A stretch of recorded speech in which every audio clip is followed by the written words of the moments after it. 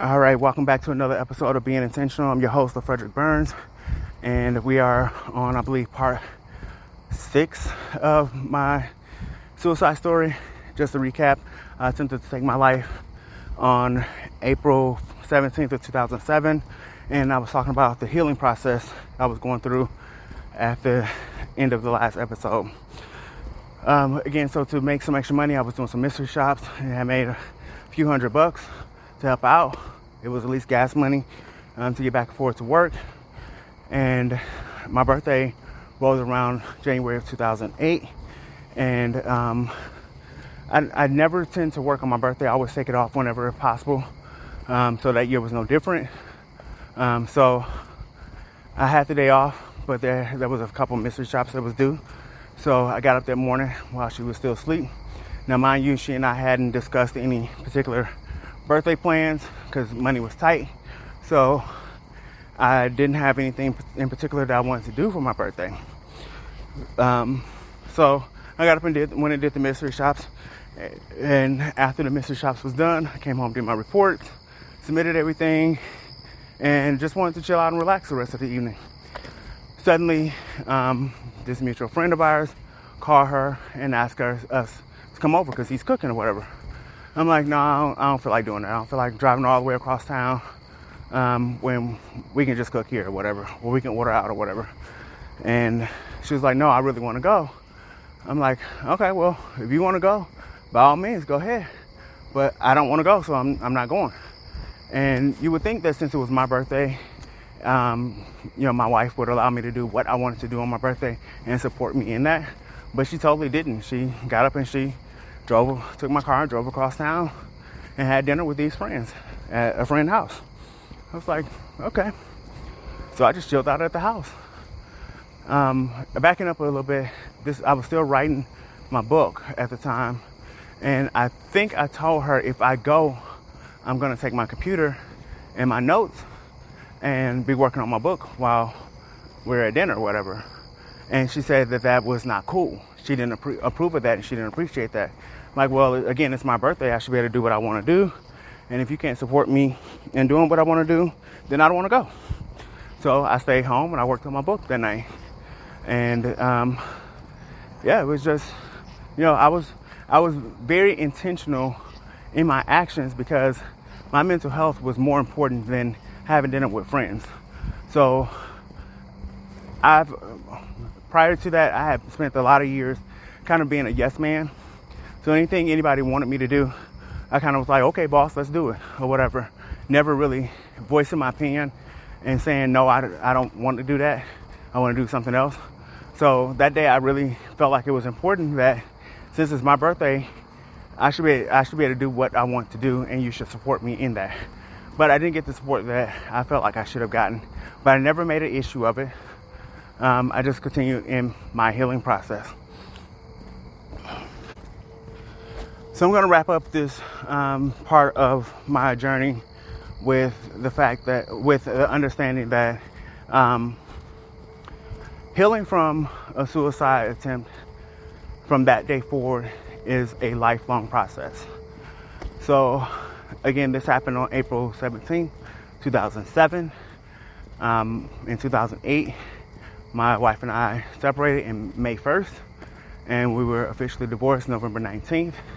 And a lot of that had to do with everything that I was going through and her lack of what I felt like was her lack of support in that.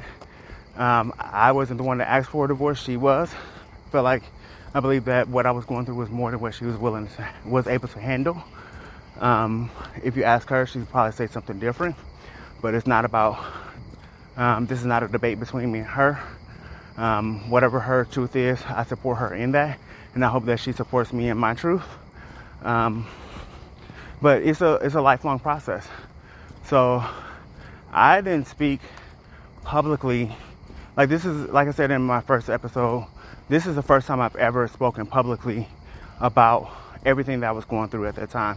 But I never mentioned anything to anyone about my suicide attempt. If you wasn't one that was a part of a conversation with my ex-wife where it was exposed, or you was a part of the inner circle at our church that, prayed for people that was in these situations. Because some people approached me, I'm like, how did you find out? And it would be from different prayer circles or whatever. Then you didn't know what I was going through. I was very secretive. I won't say secretive, but I was very private about what I had went through and my healing process. But it was like 8 years after the fact before I even made a mention of my recovery. And when I did so, I did it on, I believe, Facebook. And when I did so, there were so many people that was supportive of my healing process. I was at the same church I'm at.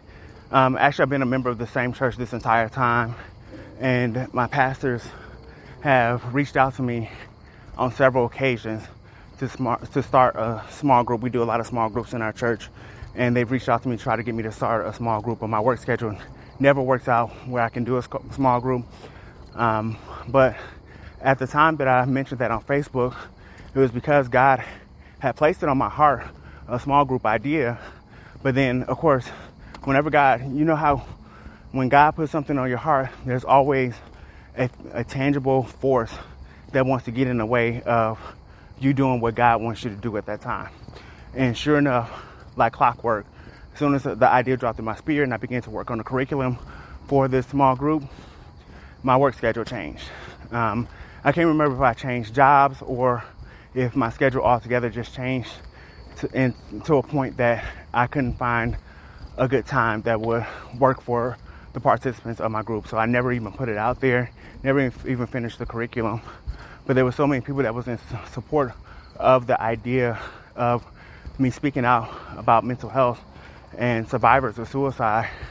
And the group idea that I had was kind of a support group for not only those that have lost people to suicide, but also those that have attempted suicide and survived.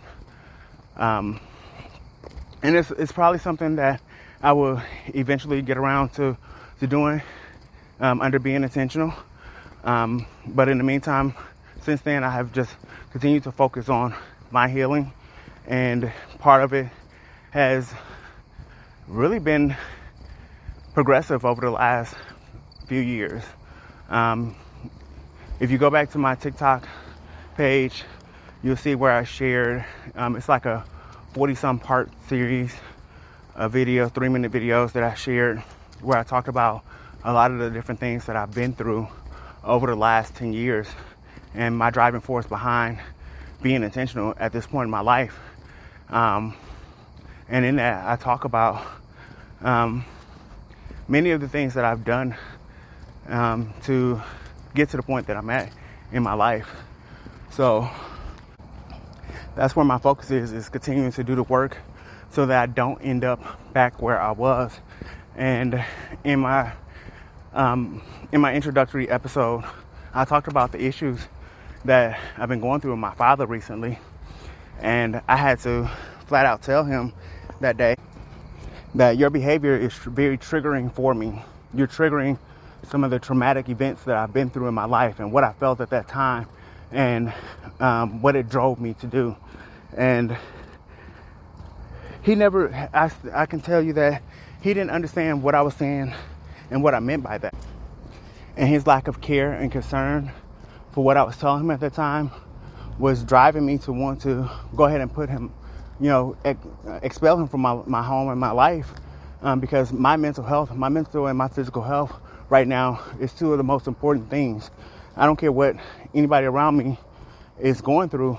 If you are interrupting my mental health and you're jeopardizing my physical health, you have to go.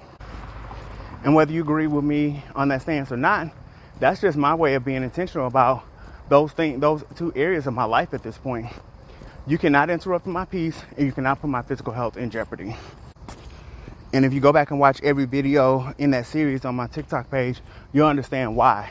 I've gone through a lot of traumatic events in my entire 40 years, but specifically over the last 10 years, I've gone through a lot of physical trauma that attempted to take my life. And at this point, I'm just pushing forward and being intentional about protecting that area of my life. And if you can't get with it, I love you, but I'm gonna have to love you from a distance. So that's gonna go ahead and wrap up my experience with suicide in my personal life, and my healing process. It's like I said, I made this attempt back on April 17th of 2007, and here it is, September of 2021, and it's still a healing process.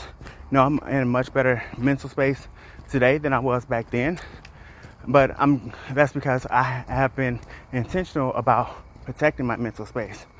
So if you have any questions, concerns about anything that I've shared in this series, I encourage you to go ahead and send me a message.